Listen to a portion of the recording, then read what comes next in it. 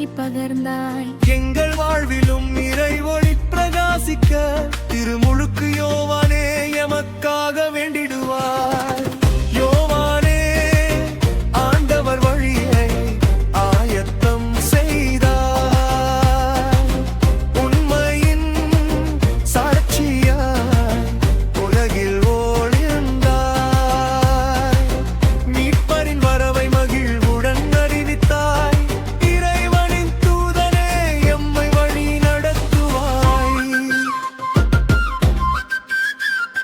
பல்லவியின் பாதையை ஆயத்தம் செய்வோம், அன்பிலும் உண்மையிலும் அவரைத் தொடவோம். யோவானின் வாழ்வினை முன்னுதாரணமாகக் கொண்டு கிறிஸ்துவின் சாட்சிகளாய் உலகில் வாழ்வோம். யோவானே ஆண்டவர் வழியை